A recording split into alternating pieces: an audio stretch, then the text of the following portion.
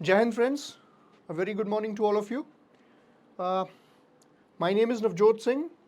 I am a former officer of the Intelligence Bureau, and as you have noticed, I have been taking your current affairs classes. Uh, and on this journey, we will try to learn and try to imbibe certain skills which are required to qualify the exam. So सिर्फ पढ़ने से नहीं, एक overall एक perspective build करना भी ज़रूरी रहता है एग्जाम के लिए. एक ओवरऑल अप्रोच, एक पॉजिटिव माइंडसेट और never say die attitude, that is what is going to help you qualify the exam. So this will be covering, we are covering actually currently November का current affair हम cover कर रहे हैं. ठीक है. और ये देखिए हमारा जो अभी पीडिया का आपको सब्सक्रिप्शन मिल जाएगा. You will get it at a good offer right now. It is at actually a big off right now. 4999 में आपको 1 year subscription you are going to get. So it is a very good opportunity for you all preparing for the allied examinations of Punjab, Naib Tahsildar, Food Inspector, Cooperative Inspector, Excise and Taxation Inspector, and other exams as well.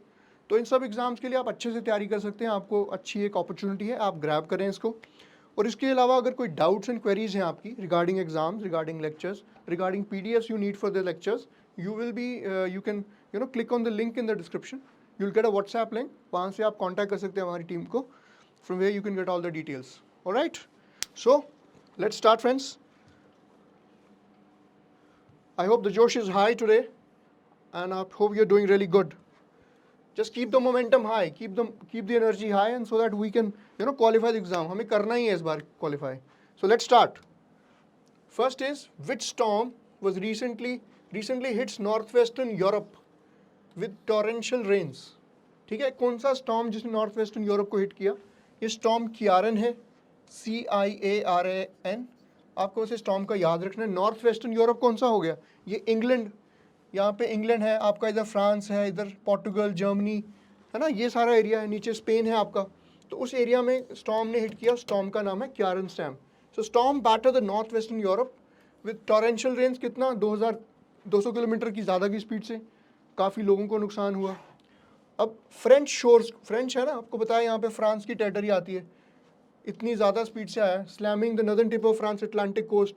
अब UK के बीच में आपका English channel भी है, वहाँ पे भी काफ़ी डिस्ट्रक्शन हुई है. तो basically you have to remember कि स्टॉर्म हुआ कहाँ पे? North western Europe, France, England, उनकी टेरिटरीज को हिट किया और काफ़ी हाई स्पीड में. नाम क्या है इसका? Storm Ciaran. बस that is all you need to know about this. Alright, next question. What is the first foreign company that has bagged 100% FDI in India's defense projects? तो ऐसी फॉरेन कंपनी पहली कौन सी है जिसने 100% FDI बैग किया Indian defence में? ये साब कंपनी का नाम है. साब, ये स्वीडन की कंपनी है. ठीक है. स्वीडन साब has become the first foreign company that has bagged 100% FDI in India's defence projects. तो ये एक फैसिलिटी सेटअप करेगी इन द कंट्री. ये क्या मैन्युफैक्चर करेगी? Shoulder fire rockets. ठीक है, जो शोल्डर पे रख के मोटार गन्स फायर की जाती है ना, ये शोल्डर फायर रॉकेट्स को डेवलप करेगी. Currently India allows only 74. ठीक है. अभी हमारा देखिए, अब FDI क्या होता है? Foreign direct investment. उससे फॉरेन कंट्रीज़ के जो एंटिटीज़ हैं, कंपनीज़ हैं, इंडस्ट्रीज़ हैं, वो पैसा इन्वेस्ट करते हैं हमारे यहाँ के प्रोजेक्ट्स में. अभी हमने डिफेंस, क्योंकि एक सेंसिटिव सेक्टर है, हमने सिर्फ 74% उसमें FDI लो किया है. बट ये पहली कंपनी बन गई है स्वीडन की साब जिसके 100% FDI का इसको अपॉर्चुनिटी मिला है. ठीक है. Beyond that clearance can be obtained on case by case basis. तो ये 74% ऑटोमेटिक रूट पे है, बट गवर्नमेंट अलो चाहे तो 100% अलो भी कर सकती है, जैसे गवर्नमेंट ने इस केस में किया है साब के केस में. So Saab of Sweden becomes the first country to bag 100% FDI in defence manufacturing. Alright, बढ़िया. चलिए आगे चलते हैं. Keep revising these concepts, get a clarity so that you are able to perform in a good way. आगे बढ़ते हैं. The next question is the business line change maker of the year award किसको मिला है? Change maker of the year, ये हमारे Reserve Bank of India, RBI. RBI is India central bank. Central bank of India, the RBI has been awarded what? Change maker of the year award. ठीक है. So it steered India to the turbulent period of pandemic. जब Covid आया देश में क्या पूरे विश्व में आया, कोविड 19 आया, पूरे विश्व को हिला के रख दिया, पूरा economic system, health system, infrastructure, overall the entire world architecture was interrupted, उसकी वजह से क्या हुआ, इकोनॉमीज भी, जैसे हमने पहले पढ़ा कि नेगेटिव ग्रोथ चली गई थी, 24% के अराउंड नेगेटिव ग्रोथ हो गई थी। उस टाइम पे जो हमारे आरबीआई के जो गवर्नर हैं एंड दी फाइनेंशियल उनकी एक्यूमन की वजह से, जो लीडरशिप है आरबीआई में, उन्होंने इंश्योर किया कि हमारे फाइनेंशियल सिस्टम को ज़्यादा हिट ना हो। उस वजह से उस चीज़ को रिकग्नाइज करते हुए आरबीआई को change maker of the year का अवार्ड दिया गया, because it will help ensure कि एक अच्छा हमारा इकोनॉमिक सिस्टम बना रहे। तो ये आपको समझना पड़ेगा। आरबीआई में थोड़ा सा पढ़ लें आप, आरबीआई क्या होता है? RBI is India central bank, it is the lender of the last resort, ये देश की मॉनेटरी पॉलिसी बनाता है, जो हमारे बेस रेट्स होते हैं, मॉनेटरी पॉलिसी, ठीक है, जो हमारे बेस रेट्स होते हैं, बेस रेट्स एज इन हमारा CRR, SLR, या हमारा जो repo rate, reverse repo rate, base rate, ये सारे रेट्स कौन डिसाइड करता है? ठीक है, आरबीआई। और आरबीआई की हर 2 महीने बाद, बाई मंथली, हर दो महीने के बाद एक मॉनेटरी पॉलिसी रिव्यू कमेटी बैठती है, जो मॉनेटरी पॉलिसी के रेट्स हैं उनको रिव्यू करने के लिए हर 2 महीने के बाद this committee sits to give up a good idea of the current. जैसे फॉर एग्जांपल, अगर इन्फ्लेशन बढ़ गया है, ठीक है, इन्फ्लेशन बढ़ गया, मार्केट पे पैसा ज़्यादा है, तो पैसा ज़्यादा है तो खींचना है, पैसा वापस लाना है, मतलब बैंकिंग सिस्टम से आरबीआई अपने पास लाएगा। वो क्या करेगा? CRR बढ़ा देगा, CRR या SLR, सॉरी, वो रेपो रेट बढ़ा देगा। रेपो रेट बढ़ाएगा तो लोन लेना मुश्किल हो जाएगा, लोन लेना मुश्किल होगा तो पैसा कम मार्केट से पैसा सक होगा, रिवर्स रेपो रेट कम हो जाएगा तो सरकार को लोन दे, सरकार के आरबीआई के पास पैसा आएगा तो इन्फ्लेशन कम हो जाएगा। तो ये एक बेसिकली हमने देख लिया ब्रीफली कि आरबीआई का रोल है। बाकी आप डिटेल में इसको आरबीआई के इंपॉर्टेंस को पढ़े, ये आपके कहीं ना कहीं एग्जाम में आना लाजमी है, it's a very important topic. Next question, mKavach, a bot, is a bot removal tool developed by which institution? CDAC. So CDAC एक ऑर्गेनाइजेशन है जिसने एक बॉट क्या होता है? Bots are automated software programs that are design to perform repetitive task. तो ये एक तरह से ट्रोजन या स्पैमिंग के काम आते हैं, डेटा स्क्रैपिंग या मिलिशियस एक्टिविटीज़, जैसे होता है ट्रोजन हॉर्स, जो एक बग छोड़ दिया आपके सिस्टम में, आपके पास एक ईमेल आया, आपने लिंक पे क्लिक कर दिया और आपका पूरा सिस्टम क्लोन हो जाता है, hacker takes control of your system. तो उसी तरह से बग रिमूवल, जो बॉट रिमूवल एक टूल डेवलप किया है CDAC ने, इसका नाम है mKavach। तो आपने याद रखना है, नाम याद रखना है, mKavach 2 किसने बनाया? CDAC ने, ठीक है, CDAC ने बनाया, ठीक है। The name of the eScan developed bot removal tool for this is eScan Cert in bot removal, ठीक है। CDAC is Hyderabad based Android company, it's a CDAC company based in Hyderabad, ठीक है। mKavach 2 बनाया है इसने। और दूसरा जो eScan डेवलप किया है बॉट रिमूवल के लिए, उसका नाम है आपका eScan Cert in bot removal। CERT क्या है? अब सर्ट आपको थोड़ा सा जल्दी से बताएंगे, CERT, CERT in computer emergency response team है। ये कंप्यूटर इमरजेंसी रिस्पॉन्स टीम, ये हमारी साइबर सिक्योरिटी के लिए ज़रूरी है। This is important for our cyber security architecture, very important for the cyber security architecture, जिसकी वजह से आप एक अच्छे से जो थ्रेट्स हैं, साइबर थ्रेट्स हैं, उनको डील कर पाते हैं। एक I4C है, फिर और भी इनिशिएटिव्स हैं, जैसे टैलेंट मैनुअल है आपका, ठीक है, पैसकॉन है, ये सारे जो इंटरनेशनल मैनुअल्स हैं for cyber security and protection, ठीक है। सो this is a little bit about it. Moving further, I hope you're grasping the things because all these are important from exam point of view. Next question, which country won Sultan of Johor Cup title? Sultan of Johor Cup title, ठीक है, ये आपको पता होना चाहिए, Germany ने जीता है। Germany lifted their second Sultan Johor cup title after 11 years. किसको हराया इन्होंने? ऑस्ट्रेलिया को हराया इन्होंने 3-1, ठीक है। Goalkeeper HS Mohit made a crucial save in the penalty shootout as the Indian junior hockey team also as Pakistan 6-5 to bang the bronze.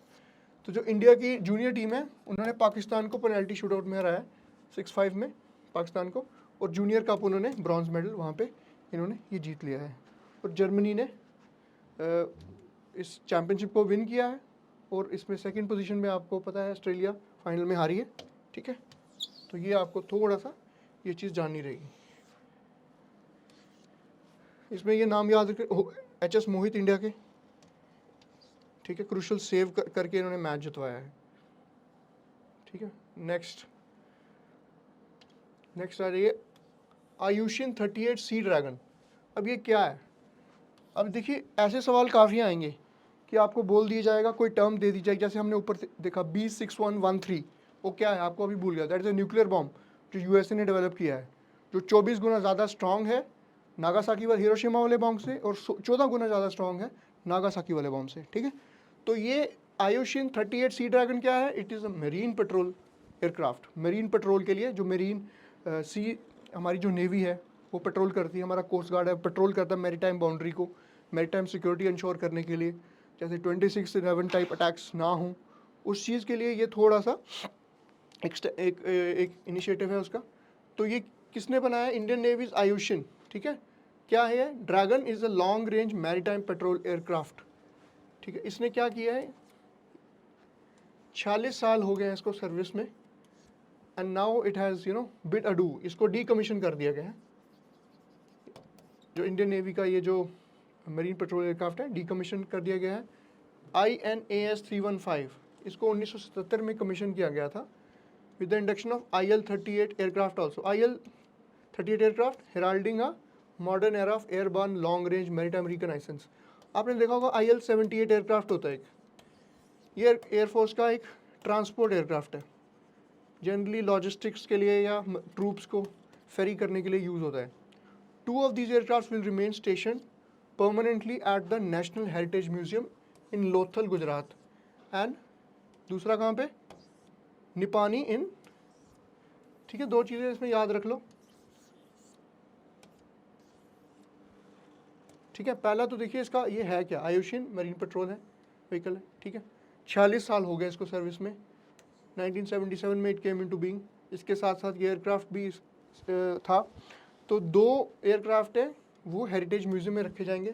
पहला रखा जाएगा लोथल गुजरात में, दूसरा निपानी, सो लोथल इन कहाँ पे है? गुजरात में, और निपानी आपका कर्नाटका में।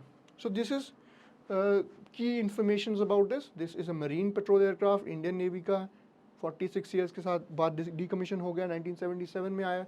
इसके 2 जो एयरक्राफ्ट्स हैं उनको लोथल में और निपानी में हेरिटेज म्यूजियम में प्रिजर्व कर दिया गया है for showcasing to the public. All right, very good, let's move further now.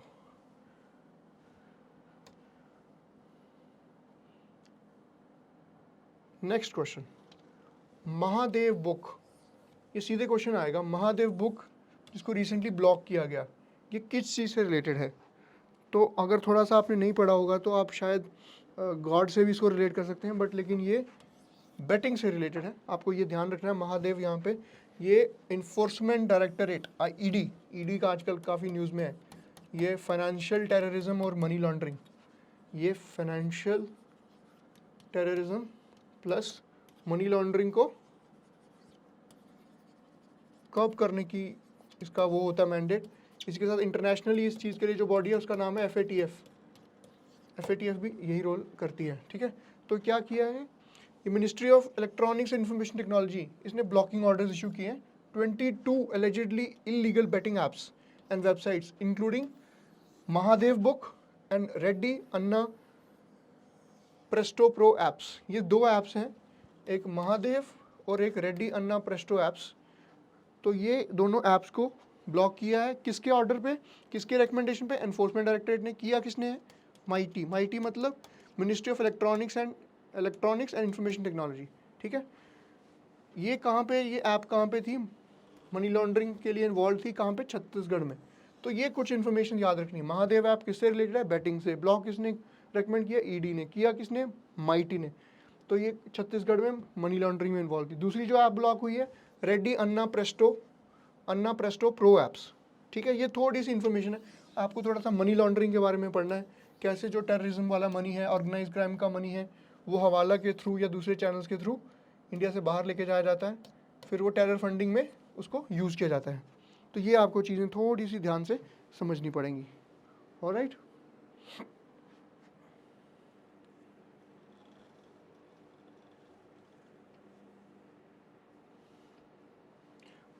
Which city is the host of 54th International Film Festival of India?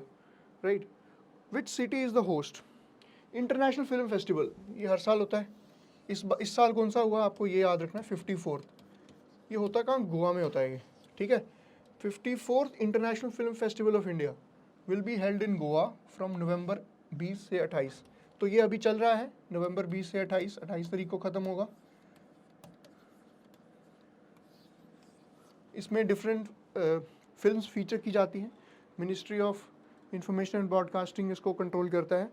जो इंडियन इंफॉर्मेशन सर्विस के officers हैं वो भी, इनका भी काफ़ी इसमें इंपॉर्टेंट रोल होता है। यूपीएससी के थ्रू ही वो सिलेक्शन होती है उनकी, ठीक है।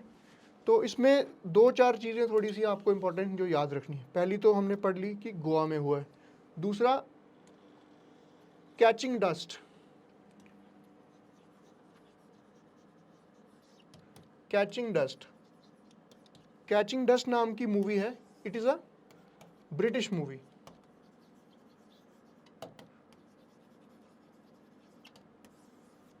Catching dust is a British movie, ठीक है। It is a British movie and it was the first. इस मूवी से इस फेस्टिवल की ओपनिंग की गई। अगर ऐसे सवाल पूछा जाएगा, which movie was screened at the opening of the 54th international film festival of India, इसका नाम कैचिंग डस्ट होगा, ब्रिटिश मूवी है, ठीक है। और ख़त्म इस फेस्टिवल का कंक्लूजन किस मूवी से होगा? दी featherweight.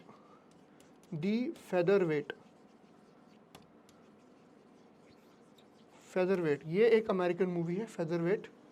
This will be played in the closing movie. और इसके जो मिड फेस्ट होता है, एक तो इनॉग्रल सेरेमनी होगी, क्लोजिंग मिड फेस्ट जो मिडल ऑफ द फेस्टिवल में होगा, उसमें एक टर्किश मूवी प्ले की जाएगी अबाउट ड्राई ग्रासेस के ऊपर एक डॉक्यूमेंट्री और मूवी विल बी प्लेड, ठीक है। ये एक 3 चीज़ें होगी। पहला क्या है? पहला आपने देख लिया कैचिंग डस्ट, ये ओपनिंग में प्ले की जाएगी। फेदरवेट अमेरिकन मूवी है, वो क्लोजिंग में प्ले की जाएगी। और Turkish movie about dry grasses will be the mid fest movie. Alright, I hope it's clear till here. तो ये basic factual information you have to remember. Next you have इसमें life time Satyajit Ray, so we were seeing Satyajit Ray life time achievement award, ठीक है। ये इफ़ी हर साल देता है। इस साल किसको मिला है? Michael Douglas has been awarded Satyajit Ray's lifetime achievement award this year. He is a Hollywood star, ठीक है। ये 9 दिन का फेस्टिवल होता है। 270 से ज़्यादा फिल्म यहाँ पे स्क्रीन की जाएंगी। And the opening film in the feature section will be the Malayalam film Aattam, and non feature में एंड्रो ड्रीम्स में मणिपुर। तो ये 2 और इम्पॉर्टेंट फैक्ट्स हैं। फिर से एक बार हम देखेंगे एक बार इसको। तो जो फीचर सेक्शन में जो फिल्म स्क्रीन की जाएगी, opening film, that will be Aattam, AATTAM, Aattam. It is a Malayalam film, so Malayalam film in the which section? Feature section. दूसरी आपकी जो है नॉन फीचर सेक्शन में एंड्रो ड्रीम्स।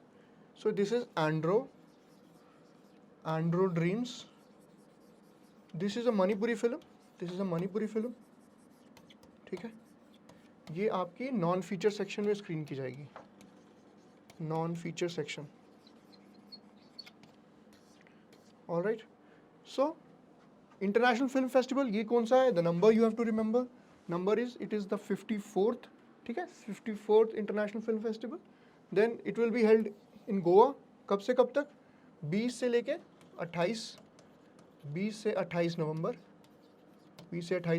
ये 9 दिन का फेस्टिवल होता है।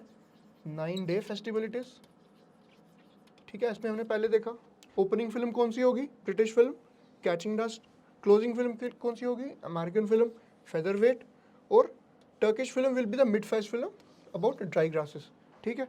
सत्यजीत रे अवार्ड किसको मिला, हमने माइकल डगलस को दिया, राइट। और फीचर कैटेगरी में Aattam which is a Malayalam film, and non feature category में Andro Dreams will be screen. So this is about the international film festival. ये कल्चर में आपको थोड़ा सा ये पढ़ना पड़ेगा कि पूछ सकता है आपको इस तरह से भारत रत्न अवार्ड्स हैं वो कब इनिशिएट हुए थे, किसको मिले थे, वो सब चीज़ें आपको थोड़ी सी इसमें याद रख लेनी है।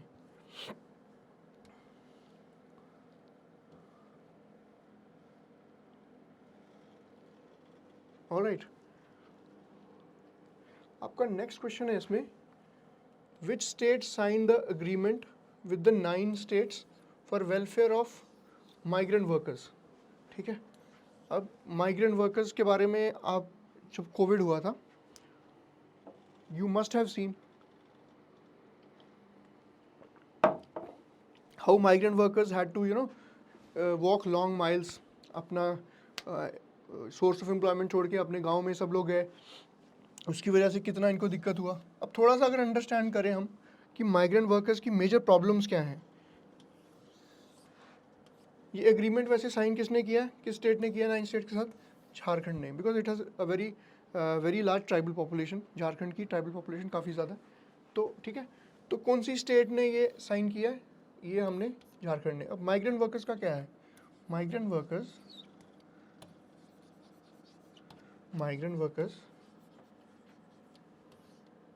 ठीक है। फर्स्ट प्रॉब्लम इनको क्या आती है,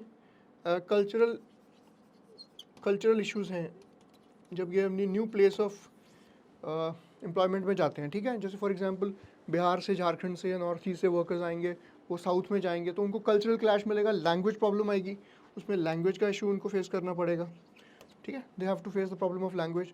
उसके साथ ही they will also have to face issues regarding better payments, उनको पेमेंट का इशू रहेगा कि, और discrimination from the local people हो सकता है। अगर हम लोकल लोगों की बात करें तो उनको एक एसिमिलेट करने में, एसिमिलेट या एक्सेप्ट करने में ट्राइबल पीपल को या माइग्रेंट पीपल को फ्रॉम रिलेटिवली जो कम डेवलप्ड जगहें हैं, जैसे यूपी बिहार में काफ़ी पॉवर्टी है, तो वहाँ के लोगों को एक्सेप्ट करने में, तो उसकी वजह से एक कल्चरल हेट्रोजेनिटी क्रिएट हो जाती है,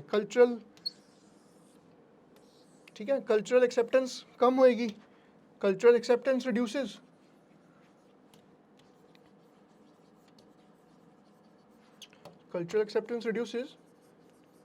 because of which clashes can happen। जैसे हमने देखा था कि 2-3 years back, 3-4 years back there was this news of attacks on people from north east, so they had to flee, उनको भागना पड़ा। जैसे हम महाराष्ट्र में काफ़ी मराठा रिजर्वेशन की बात होती है और बिहारीज एंड अदर पीपल, उनको शिवसेना और जो MNS है वो अटैक करती है ताकि आप लोकल जॉब्स पे वो कैप्चर कर रहे हैं, उनको वो लगता है कि हमारी जॉब्स पे थ्रेट हो रहा है।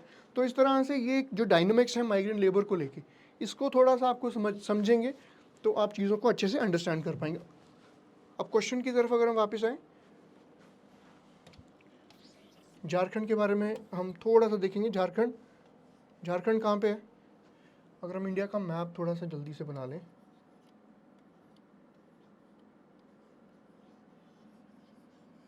ठीक है, will draw schematic map of India, ठीक है। ये जो एरिया आपका, दिस ऊपर बिहार है आपका, इधर जो एरिया ये, this is Jharkhand. So it is in the eastern part of India, ठीक है, ईस्टर्न पार्ट में है। तो यहाँ पे काफ़ी ट्राइबल पॉपुलेशन है। जब 2000 में ये स्टेट बनी है, बिहार से कट के बनी है, तब इसलिए बनी थी क्योंकि यहाँ पे ट्राइबल राइट्स को लोगों को लगा कि हमारे राइट्स हमें नहीं मिल रहे, तो यहाँ पे significant percentage of labours who move out of the state for work, ठीक है। झारखंड से काफ़ी मेजॉरिटी जो लोग बाहर की स्टेट्स में काम कर रहे हैं, उनमें Jharkhand is a big state, majority people who migrate, ठीक है। तो इसने कहा कि ये झारखंड की सरकार ने 9 स्टेट्स के साथ एग्रीमेंट साइन किया है, अपने स्टेट से गए हुए जो माइग्रेंट लेबरर्स हैं उनके वेलफेयर के लिए। जैसे हमने पहले एक बैकग्राउंड स्टडी किया कि उनको प्रॉब्लम्स क्या होती हैं, what are the problems that they face, तो उन्हीं प्रॉब्लम्स को थोड़ा हल करने के लिए, उन्हीं प्रॉब्लम्स को दूर करने के लिए कुछ स्टेप्स लेती है डिफरेंट सरकारें, ठीक है। तो झारखंड की सरकार ने ये स्टेप लिया, उसके according to the data available with the state, जो स्टेट, हर स्टेट का अपना लेबर डिपार्टमेंट होता है, ठीक है, वेलफेयर डिपार्टमेंट होता है। तो जो झारखंड का लेबर डिपार्टमेंट है, ठीक है, द झारखंड लेबर डिपार्टमेंट, उसके पास जो डेटा अवेलेबल है, ठीक है, माइग्रेंट कंट्रोल रूम में,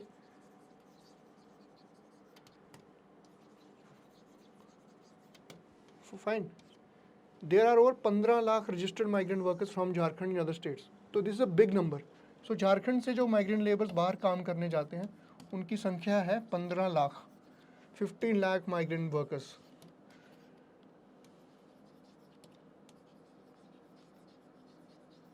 $15 lakh migrant workers, ठीक है। However, the number of unregistered migrant workers is close to 50 lakh। देखो ये 15 लाख सिर्फ रजिस्टर्ड हैं, इसमें ऐड कर दो 50 लाख अनरजिस्टर्ड। अब ये तो ऑफिशियल फिगर्स हैं 65 लाख की, इससे भी ज़्यादा हो सकते हैं। तो उन ट्राइबल वर्कर्स के लिए, माइग्रेंट वर्कर्स के वेलफेयर के लिए डिफरेंट सरकारें स्कीम चलाती हैं। तो आपको इसके साथ साथ थोड़ा सा ये 2-3 आप एक्ट्स पढ़ लें। प्रधानमंत्री गरीब Kalyan Yojana,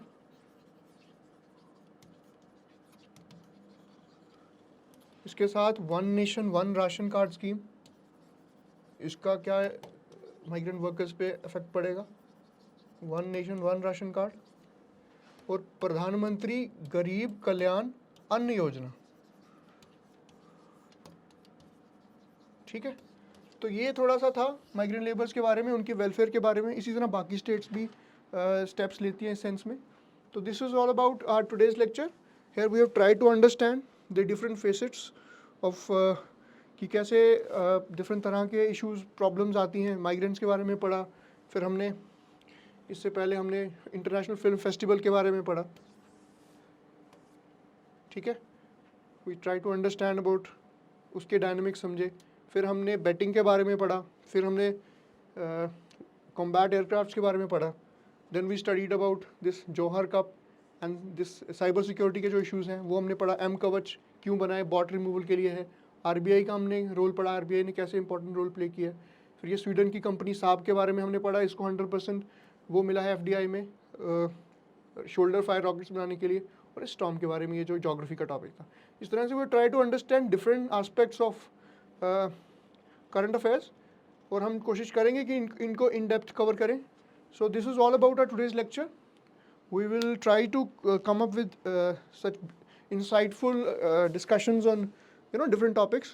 So until then, I think it's a goodbye from me. I hope you try to revise these topics, and for any doubts and queries, you can definitely drop a message on the WhatsApp given in the description. Thank you so much, friends. Jai Hind.